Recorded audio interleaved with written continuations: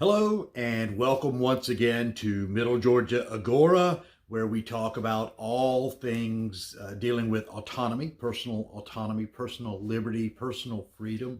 This is Become Ungovernable, number 6.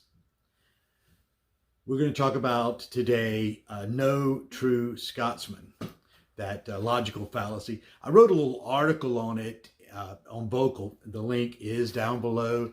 Please click on the article and check it out. I go into a little more detail in what I'm going to be talking about today. But the other day when I was riding around, I've gotten back into doing more of my quote unquote gig work. And I feel like, oh gosh, I'm taking a step back in personal autonomy because it's kind of entwined in the system. But then I began to think about, well, it's not really entwined in the system. And then my mind was drawn to one of the sustainable permaculture principles, which is small, slow steps. I've got a good article on Introduction to Permaculture. The link is down below. And also you can check out my videos. We do a lot of work on permaculture. But this idea of small, slow steps to implement change, and realizing that's exactly what I'm doing. So here are some of those small, slow steps that you can take. Because, see, we get this idea of this autonomy, and we know what, we've all got kind of an idea of where we're going with this, what we want to be able to free to do whatever we desire to do, as long as it doesn't infringe upon someone else.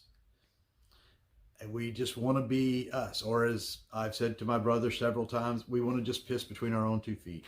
That's all we want to do.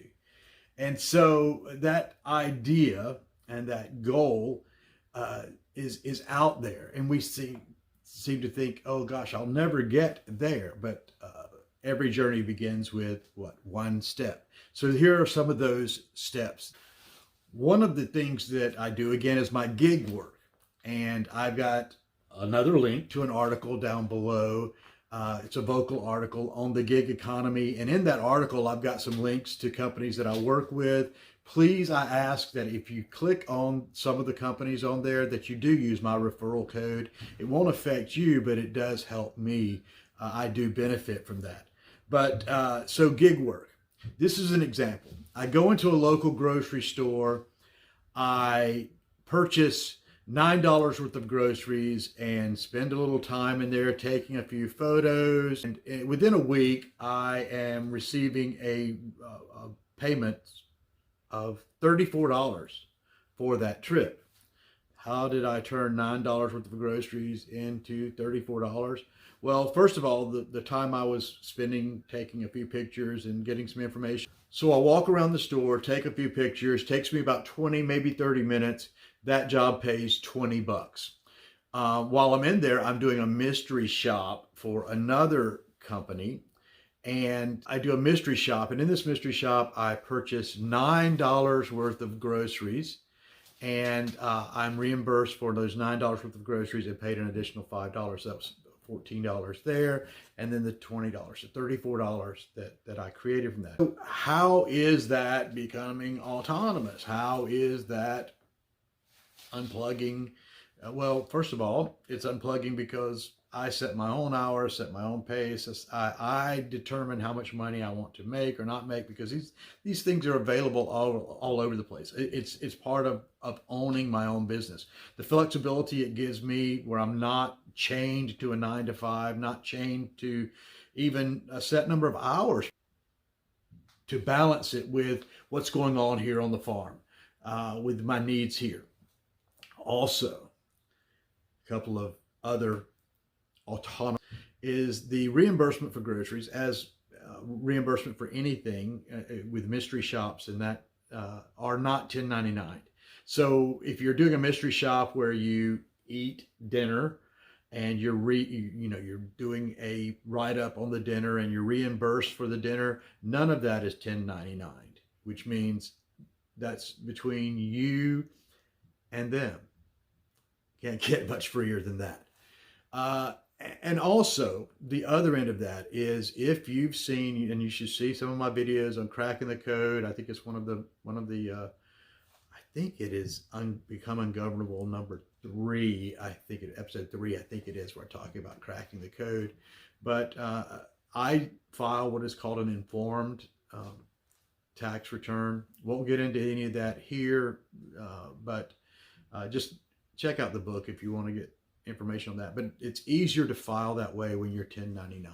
So that's one step, and probably the biggest step. The second and third step are pretty similar. Utilize Craigslist, Facebook, Marketplace, so you can purchase things that aren't coming from the government controlled, the non-autonomous market. They're coming from a truly freer market. Of course, that's what we're all about here at Middle Georgia Agora, the marketplace. We're about establishing the marketplace. The marketplace being a free market, being the most morally, the highest moral ground you can stand on, is a completely free market where people engage in completely voluntary interactions. So utilize those things, or purchase, or better yet, barter for the goods and services. Barter some of your own services for goods and services. So the idea of bartering for services or bartering for goods leads us to the whole concept of CES. And I've got community exchange systems and other alternative means of exchange. And I've got a link to the community exchange system site below.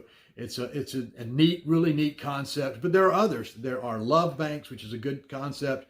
And even cryptocurrencies. And you can see the cryptocurrencies, Bitcoin, Ethereum, all these, there's more and more value, more and more money, I guess, being bled from the contemporary system of exchange out into these counter currencies. One counter currency that I'm involved in is called Pi, and I'll have a link below where, again, you can sign up under me to mine Pi. And the only way you mine Pi is just by giving it your attention, which is really cool, especially if you're coming from the chaos magic side of things.